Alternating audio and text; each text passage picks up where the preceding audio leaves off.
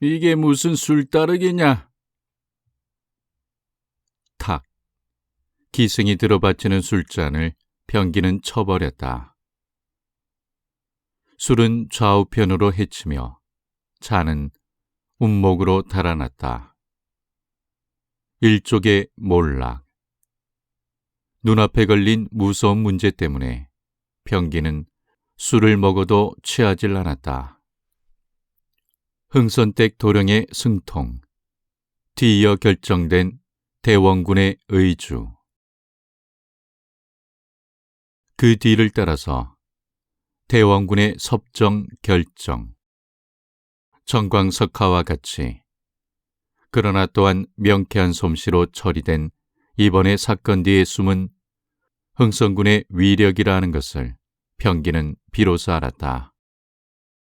한 가지가 진행되고 두 가지가 진행될 동안 처음에는 단지 우연한 행복이 흥선에게로 떨어지거니 이만큼 보았지만 지금에 있어서는 그 뒤에서 움직인 흥선의 거대한 손을 병기도 알았다. 김문 가운데서도 병기는 가장 노골적으로 흥선을 모욕하던 사람이었다. 자기의 모욕에 참다 못해서 돌아서서 흔히 눈물을 짜내던 과거의 흥선을 생각한 때에 병기는 자기의 일족, 적어도 자기뿐은 흥선이 권세를 잡기만 하는 날이면 당장에 그 보복을 받을 것을 얘기하지 않을 수가 없었다. 대감, 약주 안 드시고 무슨 생각을 하세요? 기생이 다시 술을 부어서 권할 때에 병기는 이번에는 나무람이 없이 받아 마셨다. 자, 또 부어라. 네. 또 한 잔. 자, 또 부어라. 10번만 연거푸 부어라. 연하여 따르는 술을 연하여 10번을 받아 마셨다. 야, 옥주야. 네? 흥선군이 대원군이 되었다. 네? 대원군? 대원군이 뭐오니까? 상감의 아버님. 흥선군의 작은 도령이 나라님이 되셨다. 네? 참말이세요? 그럼 개월이한테 한턱 잘 받아야겠구만요. 한턱 아니고 100턱이라도 받아라. 이 거대한 변화를 너희들은 단지 한턱 받을 사람쯤으로 아느냐? 이 가련한 통물아. 그렇다. 내일 운영궁을 찾아가 보자. 어차피 몰락할 신분이거니 내일 운영궁을 찾아서 대원군의 심중을 한번 진맥해 보자. 아직 상감의 즉위식도 들지 못하고 따라서 정식으로 섭정의 지위에도 서기 전에 이 편에서 먼저 그를 찾아서 그 의향을 진맥해 보고 그가 손을 쓰기 전에 먼저 내 운명을 스스로 결정하자. 진퇴의 길. 여기 대하여 병기는 자진하여 흥선대원군을 찾아보기로 결심했다. 어젯밤까지도 발 아래로도 보지 않던 흥선이로되 오늘날은 이 나라의 생살 여탈권을 한 손에 잡은 권위의 정이었다. 무슨 행동을 취하기 전에 먼저 이 편에서 찾아서 그때의 경우를 봐서 만약 머리를 수그릴 필요가 있으면 숙일 것이고 숙인데야 쓸 데가 없으면 고요히 자기의 운명에 복종할 것이고 이렇게 마음먹고 병기는 이 위급한 마당에 흥선을 찾아보기로 마음먹었다. 옥주야, 너도 이제부터는 흥선군께 수청을 들어야겠구나. 어제까지 총애하던 기생들조차 내일부터는 자기를 버리고 흥선에게로 달려갈 것을 생각할 때에는 병기는 질투 비슷한 감정조차 일어나는 것을 금할 수가 없었다. 영창의 달빛이 비쳤다. 만월의 밝은 빛. 그것은 마치 장차 빛나려는 흥선의 빛을 예언하듯이 교교한 빛을 영창 위에 던지고 있다. 흥선댁. 운영궁의 병기의 방문. 이것은 과연 의외의 일이었다. 병기가 운영궁의 흥선을 찾은 때는 흥선의 의복을 정지하고 단연히 아랫목 보려 위에 앉아있을 때였다.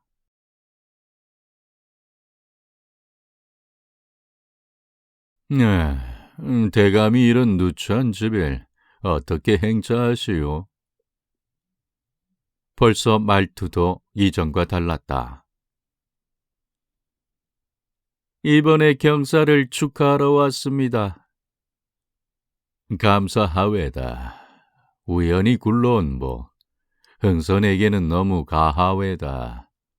자, 날이 추운데 이리 내려와 앉으시오. 흥선과 병기는 대좌하였다. 병기는 푹 머리를 수그린 채 아무 말도 하지 않고 있었다. 흥선 역시 아무 말도 없었다. 천려만사. 가슴에 복받쳐 오르는 감정을 억누르려는지 눈까지 굳게 감고 있었다. 드디어 흥선이 눈을 떴다. 얼굴에 미소가 나타났다. 몸을 틀어서 문갑 서랍을 열었다. 그리고 거기서 무엇을 꺼내었다. 대감, 불러 계십니까? 이것을 대감께 선사하리까? 명랑한 웃음 아래서 흥선은 문갑에서 꺼낸 물건을 병기에게 내밀었다. 그게 무엇이오니까? 호박 각근. 4년, 5년 전인가. 대신 생신년에 내가 대감께 빌러 들어갔을 때에 대감은 내게 안 빌려주셨지만 오늘은 내가 하나 대감께 선사하리까. 병기는 가슴이 뜨끔하였다. 그러나 이런 막다른 곳에 임하여 병기는 자기의 호담한 성격을 회복하였다. 병기는 여기서 한번 너털 웃음을 웃었다. 만약 대감께 오늘날이 있을 줄 그때 알았다면 1,100개의 각근이라도 드렸을 것을. 병기 불민에서 성견의 명이 없기 때문에 오늘 대감께 이런 초롱을 받습니다. 이 대답에 흥선은 눈을 한번 감았다가 떴다. 그리고 도리어 병기의 이 대답을 창피하게 여기는 듯이 병기의 얼굴을 들여다봤다. 병기가 말을 이었다.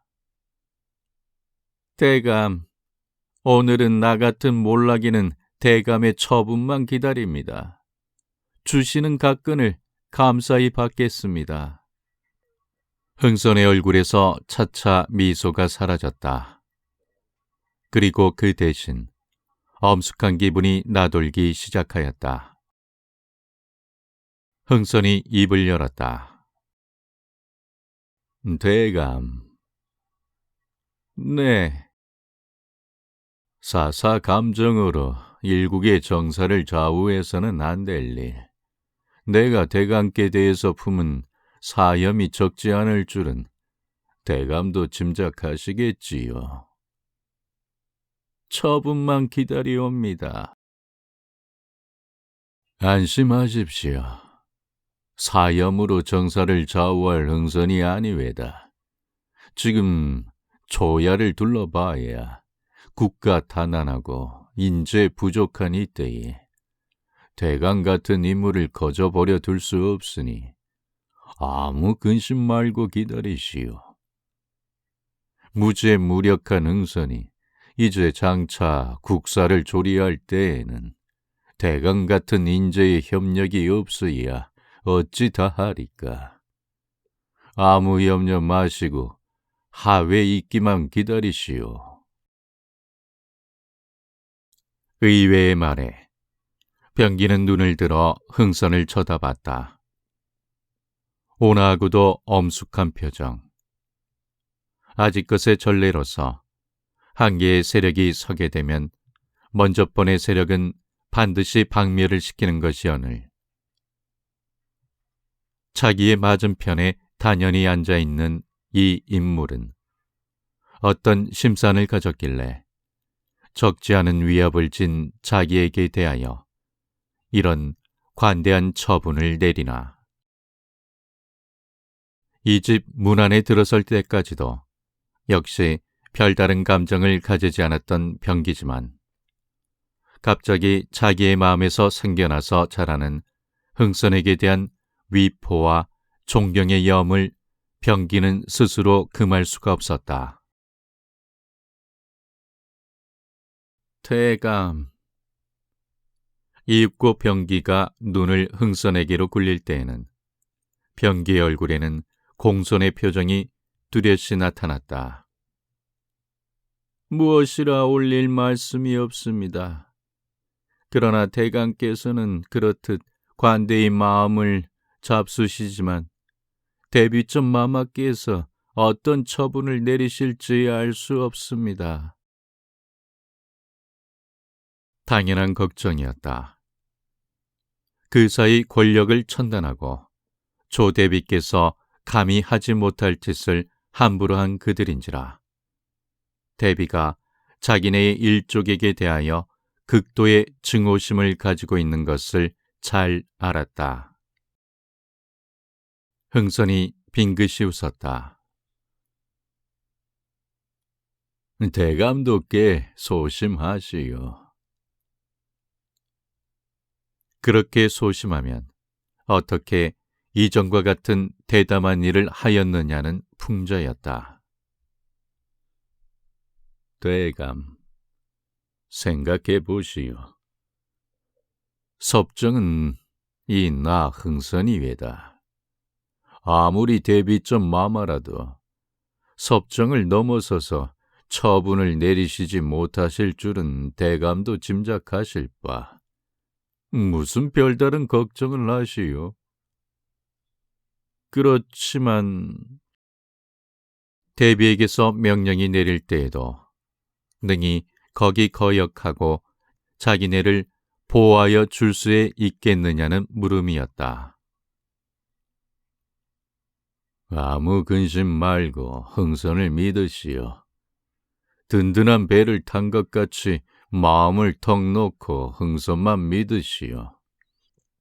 아직 것은 대감네들은 흥선을 어떻게 보셨는지 모르지만 흥선은 대감네들이 생각하시는 바와는 좀 달라서 인정의 움직임을 볼 줄 아는 사람이외다. 행하지 못할 일을 장담할 경박한 사람이 아니외다. 흥선이 한번 장담한 이상에는 그럴 만한 자신이 있기에 하는 일이니까 대감의 운명을 내게 맡기고 얼마간 더 기다리시오. 무슨 자신이 있는 것과 같이 이렇게 장담하는 흥선을 여기는 거의 하늘을 우러러는 마음으로 우러러 보았다. 좀 있다가 대궐에 들어가서 대비께 뵙고 병기의 사건을 주선하기를 흥선은 병기에게 약속하였다. 그 대신으로 병기가 돈 10만 냥만 희생하여 용동궁, 조대비 사무궁에 붙이라는 것을 권고할 때에 병기는 혼연히 이를 승낙하지 않을 수가 없었다. 무겁고도 증오와 반감으로 찬 마음으로 흥선의 집을 찾았던 병기는 거기서 나올 때는 그 불쾌한 기분을 다 사겼다. 그리고 가볍게 흥선에게 대한 존경과 애모의 염을 가득히 품고 자기의 집으로 돌아왔다. 병기는 여기서 아직껏 자기네들의 상식으로는 짐작도 할 수 없는 온전히 타입이 다른 인물을 보았다. 동시에 그 인물이 바야흐로 펴라는 커다란 손을 보았다. 사람의 감정으로 말하는, 아직것의 전례로 말하든 당연히 원심을 품고 자기네를 박멸하기에 온 힘을 다하여야 할 흥선이 그와는 단연반대로 도리어 나아가서 대비께 알선까지 하여 자기네들을 구원해 주려는 것을 볼 때에 병기는 거기서 단순히 관대심이라든가 동정심이라든가 온정주의라든가 하는 것밖에 사사로운 위엄보다는 더욱 큰 사업이 이 세상에 있으며 그 사업을 위하여서는 구구한 사염은 잊어버려야 한다는 위대한 마음을 보았다. 그 흥선의 큰 마음을 보고 돌이켜서 아직것의 자기네들의 단지 사욕체험을 위한 암투며 사륙이며 책동 등을 생각할 때에 병기는 스스로 얼굴이 후훅 다는 것을 금치 못하였다. 본시 어리석지 않은 병기. 어리석지 않기에 또한 흥선은 그 인물을 아끼어 사혐을 모두 잊고 병기의 조명을 대비전에 품하려 하는 것이다. 병기는 이제 바야흐로 펴라는 흥선의 거대한 날개를 오히려 많은 호기심과 존경의 염으로 바라보고 흥선으로서 병기를 부르기만 하면 부족하나마 한 팔의 힘을 돋기를 아끼지 않으리라 마음먹었다. 병기와의 약속을 이행하고자 오후에 흥선은 대궐에 들어갔다. 지금의 회견은 가난한 종친과 대비와의 회견이 아니었다. 섭정, 국태공 대원군 저하와 대왕 대비전하 조씨의 회견이었다. 대감, 김가들을 어떻게 처치하시렵니까? 벽두에 대비께서 김씨에 대한 말이 나왔다. 대비에게 있어서도 원한 사무친 김씨 일문, 김씨도 아니요 김가였다. 네, 거기 대해서도 어떤 하교가 계시올지 듣잡고자 임내하였습니다. 대비는 한순간 말을 끊었다. 준비하였던 말을 꺼내려는 예비 행동이었다. 한 가지 길. 대감, 그 사이 김가들한테 수모를 받은 생각을 하면 치가 떨립니다. 왕실의 계통이 얼마나 존엄한 것이관데 외람되이 김수군, 김좌근배가 주둥이를 디밀어서 14년 전 인손이를 제해버리고 대행왕을 강화에서 모셔온 일에 대한 노여움이었다. 흥선은 황공이 머리를 조았다. 황공하옵니다. 또 이하전 옥사에 소위 대비가 몸소 국부의 옥초를 보았다니 이런 해괴한 일이 어디 있겠소이까? 생각하면 가슴이 떨리고 담이 서늘해집니다. 이런 흉적을 대감께서 잘 처분하셔야겠소이다. 고 해당 김수구는 관을 꺼내어 참시를 하고 병하, 병국은 절도의 원비를 보낼 것이고 하오 김좌근은 선마마의 동기이니 삭관이나 하고 생명은 그냥 두지만 병기는 파양 원배 후에 사살을 하는 것이 지당할 줄 생각합니다. 당연한 처분이었다. 이전과 같으면 이러한 처분은 당연한 것으로서 지금 김씨 일문들도 그만한 각오는 하고 있을 것이었다. 듣기를 끝내고 흥선은 한참 있다가야 머리를 들었다. 대비점 마마.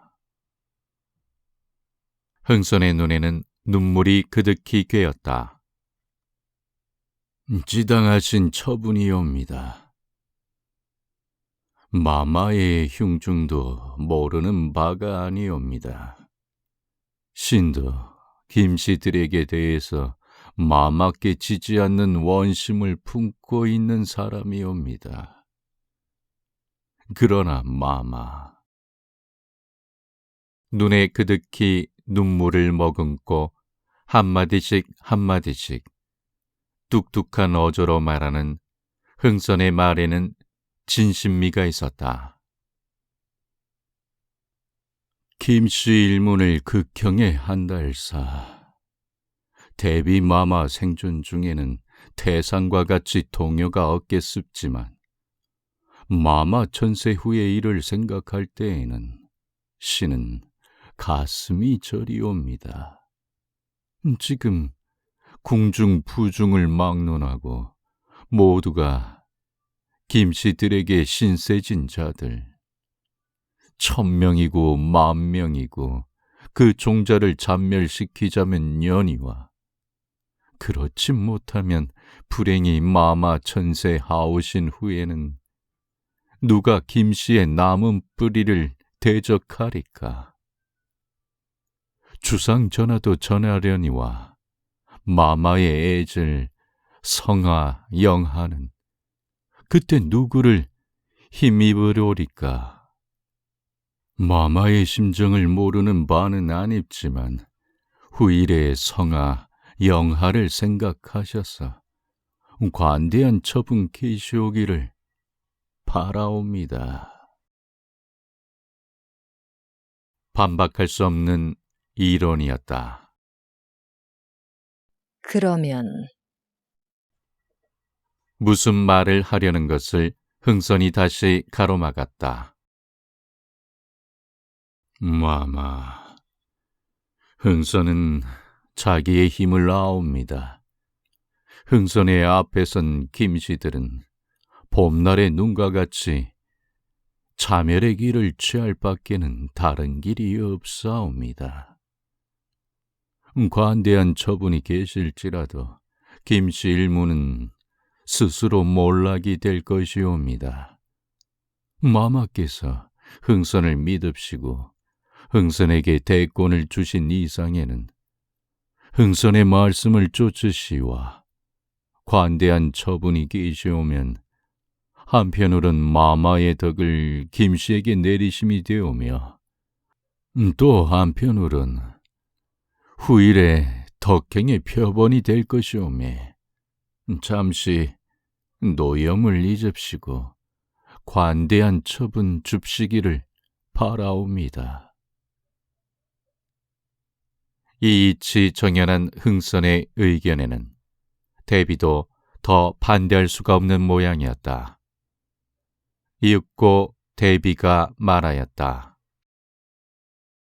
그럼 김가에게 대해서 대감은 어떤 처분을 주실 의향이니까?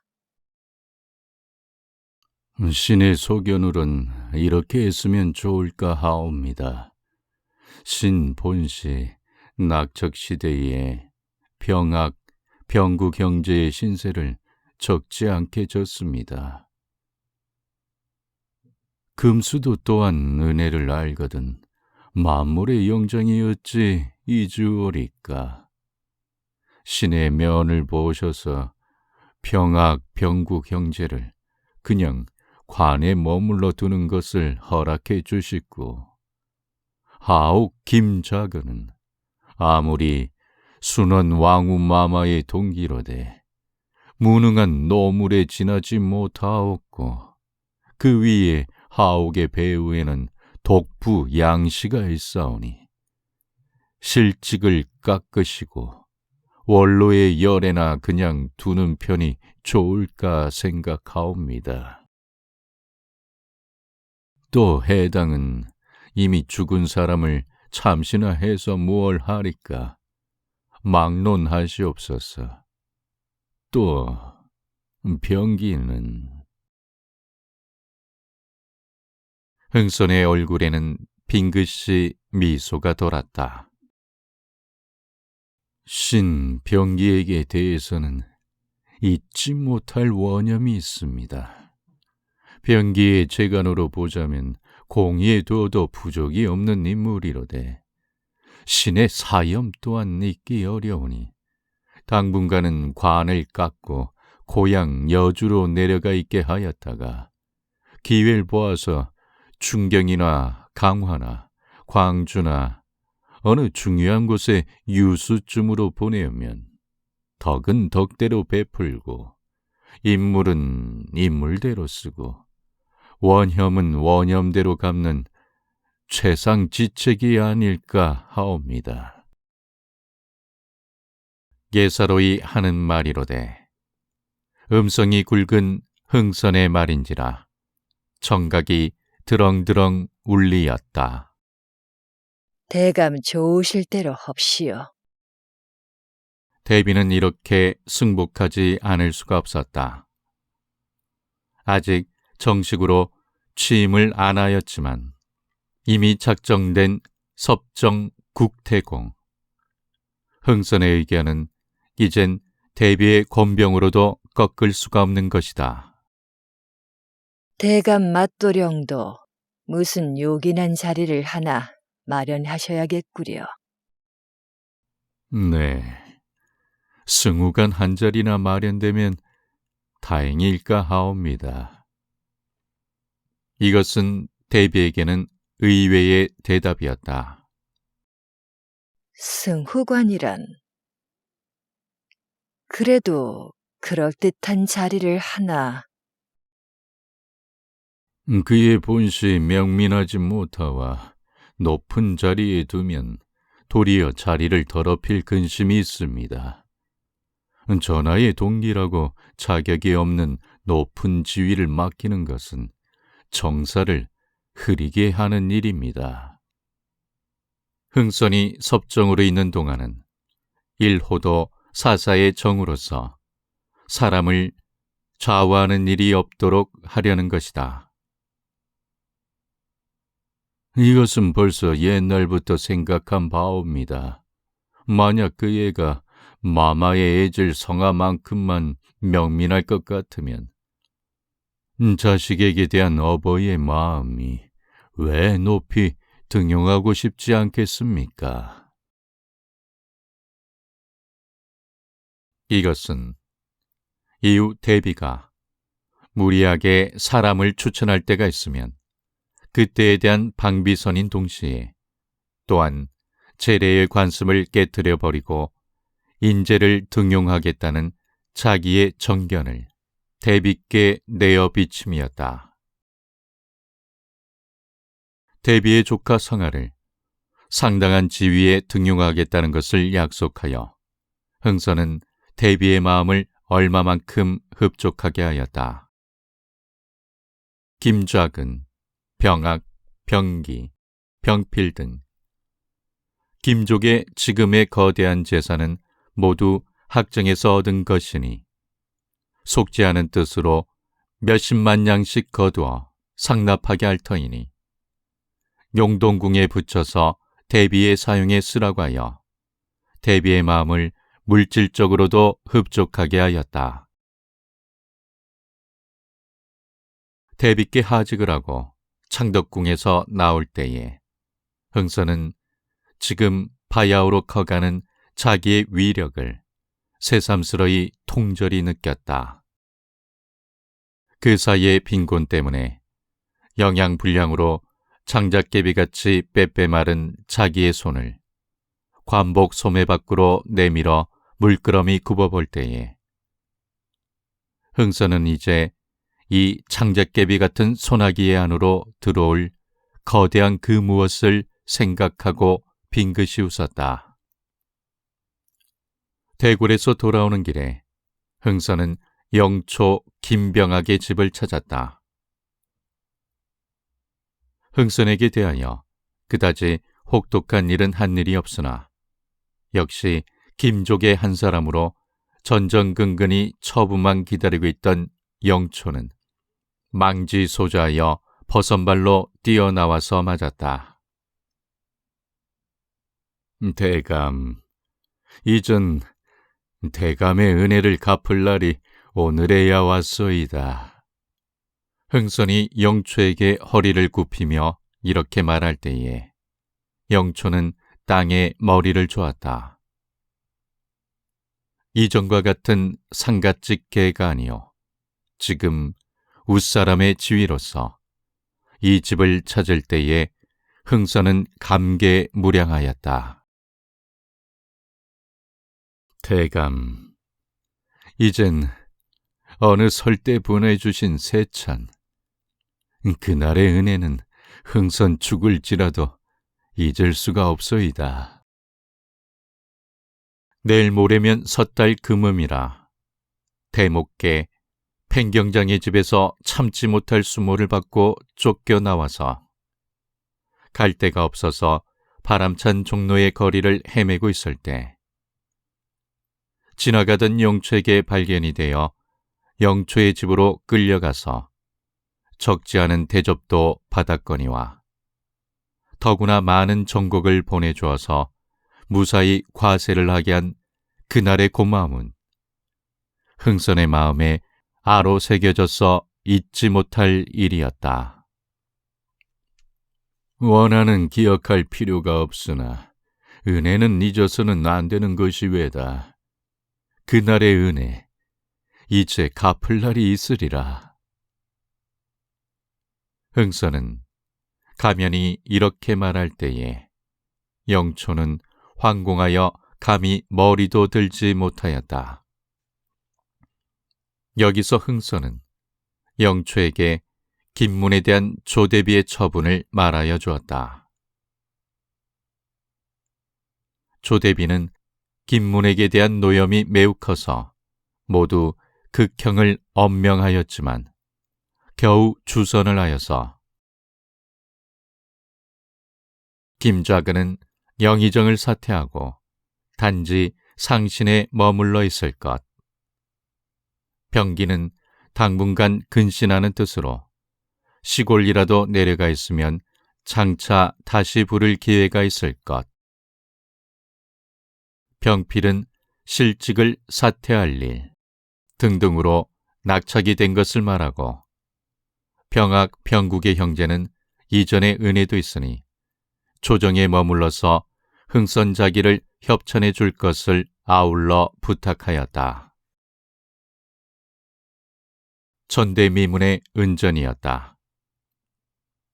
이런 관대한 처분을 뜻도 하지 않고 있던 병학은 혼연히 이 은전을 자기네의 일족에게 알게 하여 대감의 주선이 덕을 보답하기로 약속하고 아울러 우둔하지만 대감의 앞에서는 견마의 노를 아끼지 않기를 맹세하였다. 길까지 따라 나오면서 전송하는 영초와 작별을 하고 흥선은 다시 교군에게 명하여 조두순의 집으로 갔다. 이번 주상전하 영립에 대하여 많이 노력하심을 감사하러 왔습니다. 이렇게 흥선이 인사할 때에 근엄한 조두수는 자리를 물러앉아 절하며 국태공 흥선군에게 경의를 표하였다. 대비의 어의로 영의정 김자근은 퇴직을 하고 그 뒤를 조두순이 올라서서 영상의 직을 받기로 내정되었으니 그만큼 알아두고 그 준비를 하여 두라고 부탁하였다. 모든 일은 이제 갑자년 정월 주상전하의 즉위식이 지난 다음에야 구체적으로 결정이 될 서한이지만 지금 내정된 것으로 그만큼 되었으니 그렇게 알아두라는 것이었다. 조두순의 집에서 나와서는 정원영의 집에도 잠시 들렀다. 그리고 거기서도 주상전하 영립의 공로를 감사하고 정원영의 아들 기세는 대비의 분부로 병조 판서로 내정이 되었으니 그만큼 알아두라고 당부하였다. 흥선이 원영의 집에서 운영궁으로 돌아온 때는 겨울의 짧은 해가 다 가고 꽤 어두운 때였다. 불안의 개해년 섣달이었다. 상감이 갑자기 승하였다. 그 후사가 없었다. 누가 될까? 모두들 이러한 마음으로 하회를 기다릴 동안 의외의 천만으로 흥선의 아드님이 26대의 초성군주로 옹립이 되었다. 이 이외의 일에 딱 벌렸던 입이 닫히기도 전에 뒤따라 더욱 놀랄 만한 일이 생겼다. 흥선이 섭정이었다. 그 족보로 따지자면 당당한 종실의 공자지만 영락되고 영락되어 기생집 아랫목이나 지키고 투전판이나 찾아다니던 흥선이었다. 그 흥선이 한 번 뛰어서 국태공이 되고 두 번 뛰어서는 왕의 왕이 되었다. 그 너무도 급속한 변화에 누구 한 사람 크게 반대하여 볼 겨를이 없었다. 너무도 의외의 변화에 반대성을 올리려고 할 때에는 벌써 한 걸음 더 뛰어 올라가서 반대성이 이르지도 못할 높은 자리에서 위연히 굽어보는 흥선이었다. 한 번 뛰고 두 번 뛰어서 이런 높은 지위에 올라갔거니 그 첫 행정으로서 원한 많은 김씨 일문을 잔멸시키려니 누구든 이렇게 믿었다. 그러나 흥선의 김씨 일문에게 대하여 한 손가락도 되지 않았다. 이것은 무슨 까닭? 지금 침묵을 지키고 있는 것은 장래의 일격을 준비하는 예비 행동인가? 혹은 섭정공의 세력으로도 김문의 힘은 능히 꺾지 못함인가? 무거운 기분에 잠긴 개해년 섣달이었다. 아직 국왕의 즉위식도 들지 못하였다. 따라서 흥선도 정식으로 섭정의 자리에 서지 못하였다. 흥선은 일체로 침묵을 지켰다. 그런지라 다만 불안에 쌓일 뿐 누구라 장래를 예측할 수가 없었다. 흥선으로서 만약 이제도 보통인의 생활을 했으면 그 생활로 미루어서 장래를 추단할 수도 있을 것이다.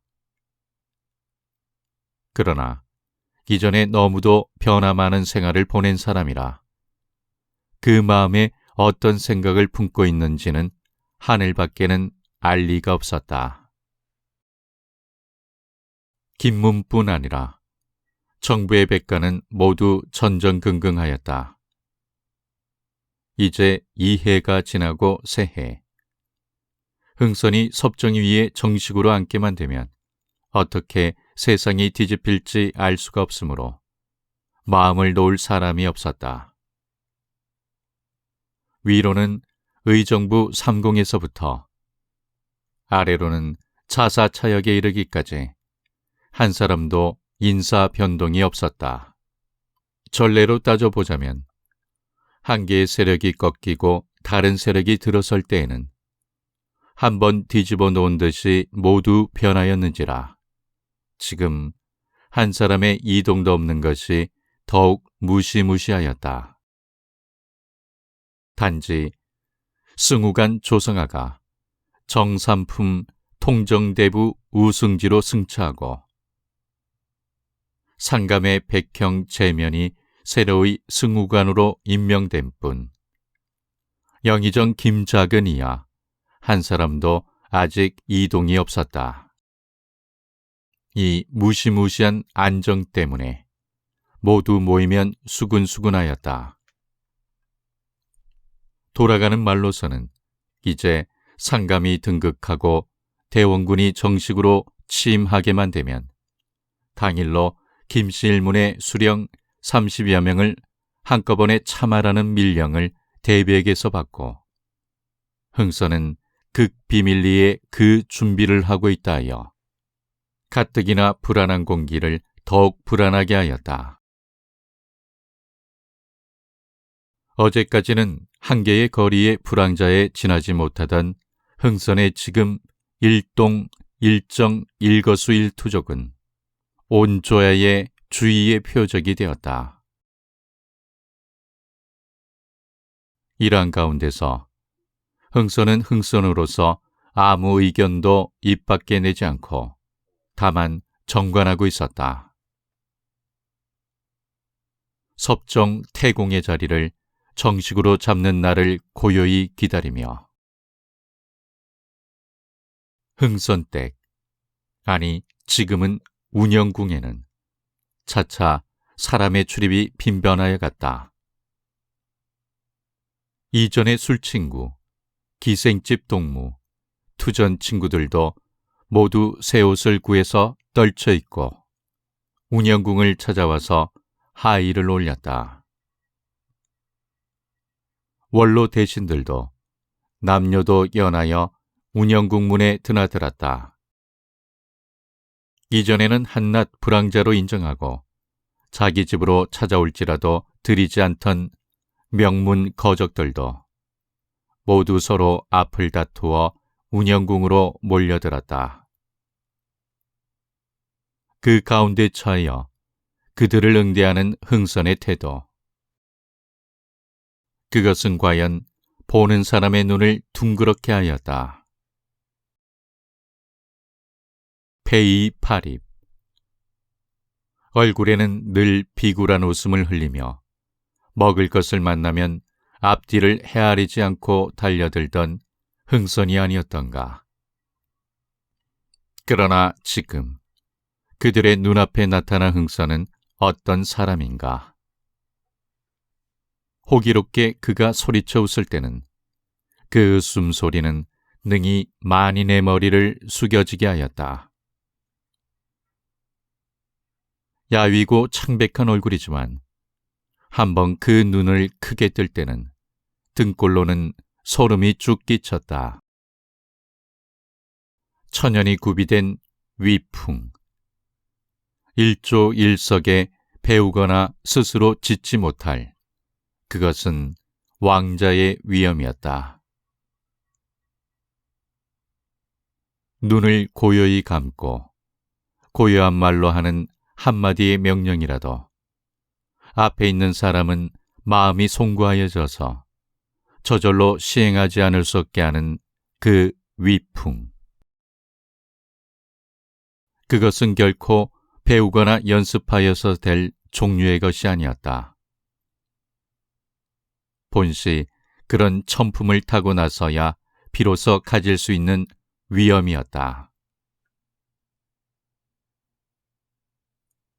대사가 결정된 이후에는 한번 흥선을 찾은 사람은 누구를 막론하고 진심으로 흥선에게 복종하길 맹세하였다.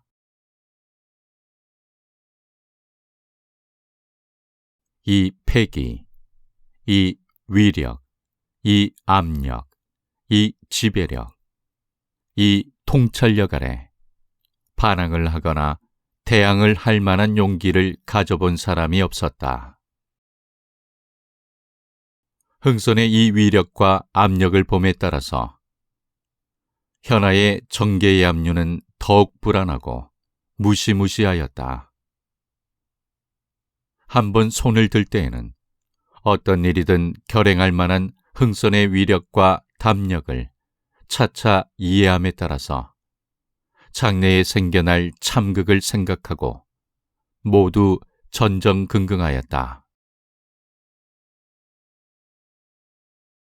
조성아는 만날 운영궁을 떠나지 않고 흥선을 모셨다.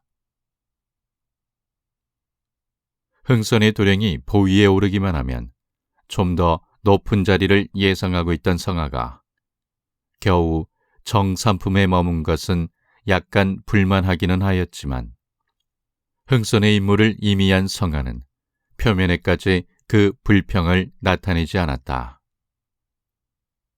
장래 자기의 수압만 있으면 얼마라도 올라갈 길이 남아있으며 더구나 흥선이 자기의 맏아들로 겨우 승우간의 지위에 갖다 놓고 서자 재선은 그냥 야에 머물러 두게 함에 비추어서 자기의 정삼품이라는 지위에 불평을 말할 수가 없었다. 성아도 고요히 기다렸다.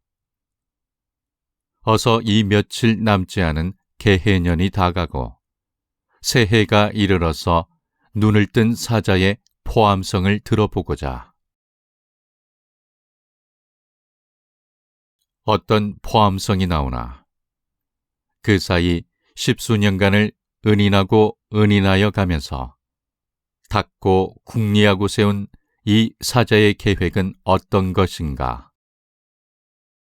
그때에 빛나는 우렁찬 날을 생각할 때에 젊은 성아는 가슴이 들먹거리는 것을 금하지를 못하였다. 그리고 자기도 또한 그 우렁찬 날에 한 개의 역할을 맡아서 할 사람임을 생각할 때에 희열과 만족감과 긍지를 금할 수가 없었다. 이리하여 불안과 희망이 뒤섞인 개해년은 고요히 저물어 흘러갔다. 그 며칠 사이에 소위 속죄하기 위한 상납이라는 명목으로서 김씨 일문에서 내어놓아서 흥선의 손을 통하여 용동궁에 갖다가 붙인 금액이 합계 90여만 냥이었다. 그 어떤 날 흥선은 갑자기 하옥 김좌근을 찾았다. 하인이 아릴 때는 하옥은 양씨의 집 내실에서 양씨와 마주 앉아서 시골로 내려갈 의논을 하고 있던 때였다. 하옥은 허둥지둥 일어섰다. 이전 같으면 흥선 따위는 올지라도 눈 하나 거들떠 보지도 않을 하옥이로되 지금은 몸을 벌벌 떨면서 황황히 일어나서 양씨에게는 눈짓을 하고 사랑으로 뛰쳐나왔다. 대감께 주상 전하 옥립에 대한 감사를 드리러 왔습니다. 이렇게 말할 때에 흥선의 얼굴에 나타난 것은 너무나 명랑한 미소였는지라 호인 하옥은 이것을 초소로 알지 못하였다. 천만에 대감, 어떻게 이런 누추한 집을 왕림하셨습니까? 네, 대비점 마마의 하교가 갭셨어. 하옥은 눈을 들어서 흥선의 얼굴을 우러러봤다. 마치 선고를 기다리는 죄인과 같은 심정으로. 어떤 하교오니까.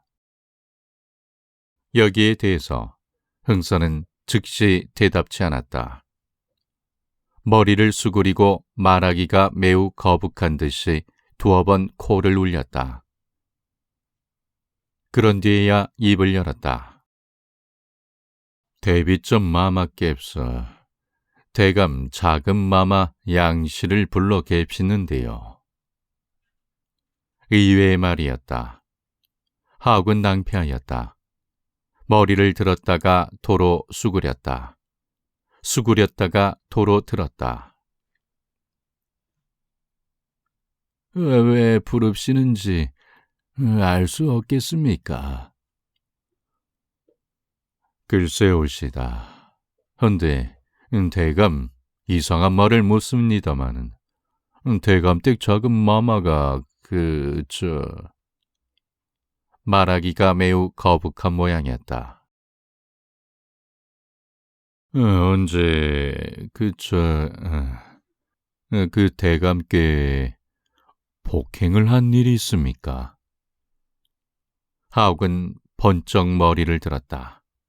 대답은 못하였다. 망지소자하여 들었던 머리를 좌우로 휘둘렀다.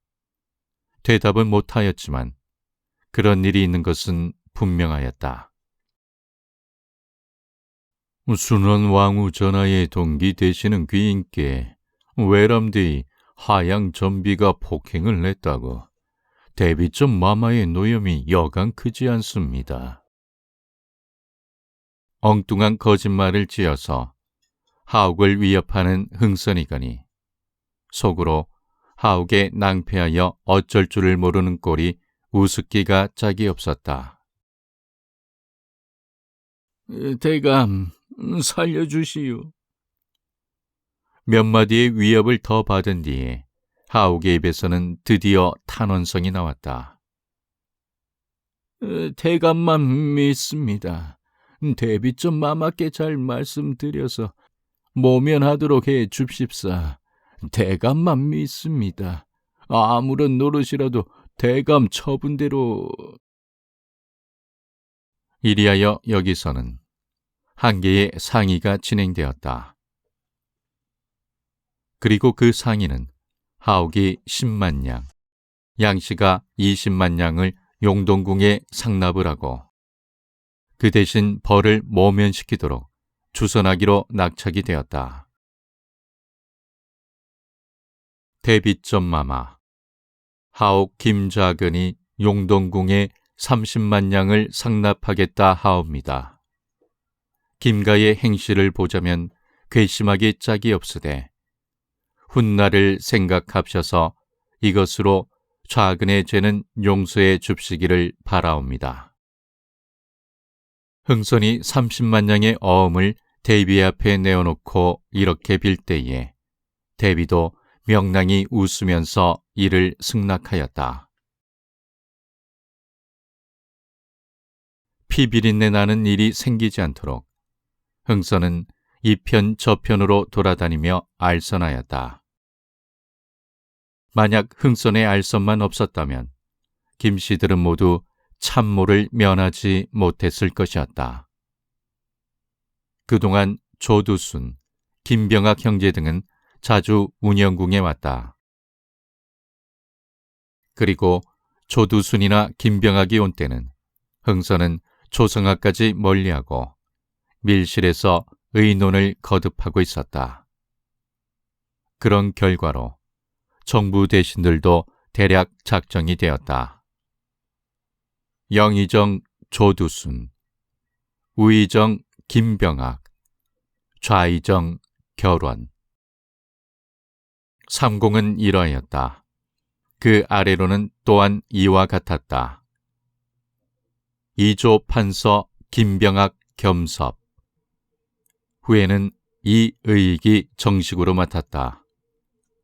호조 판서 김병구, 병조 판서 정기세, 선해 당상 이승보, 좌포도대장 이여하, 우포도대장 신명순, 금이대장 이장념, 어영대장 이경우, 총융사 이방현, 그 밖에 각조의 참판 이하로는 남인과 북인과 소론을 많이 기용하기로 하였다. 아직껏 정부의 요로에 선 사람은 모두 노론파로서 소론, 남인, 북인은 모두 낙척하여 겨우 그날그날의 생명이나 유지해 가던 것이었다. 흥선은 이 시리의 남인, 북인 가운데서 인재를 추려내어서 당연히 정부의 요직에 가져다 놓기로 하였다. 주상 전하 즉위의 예가 지난 뒤에 발표할 것이지. 그 전까지는 대감의 마음에 깊이 잡수시고 발설하지 마시오. 흥선은 조두순에게 이렇게 당부하여 두었다. 남인 북인뿐 아니라 정부의 요직에는 절대로 오를 자격이 없던 중인, 관속들도 많이 등용하기로 내정하였다. 소론이며 남인, 북인은 역시 양반의 꼭지인지라 별말이 없었지만 중인 관속들을 등용하는 데 대해서는 격식을 존중히 여기는 두수는 반대의 뜻을 표하였다. 그러나 두순의 반대쯤으로 굽힐 흥선이 아니었다. 인재면 상놈일지라도 높이 쓸 것이고 무능하면 임금의 형일지라도 승우간 이상은 주지 않는 것이 내 주장이외다. 얼굴에 미소를 띠고 이렇게 말할 때는 조두순도 승복하지 않을 수가 없었다. 이리하여 모든 준비는 암암리에 진행되었다. 화살은 이미 메어졌다. 줄도 당겼다.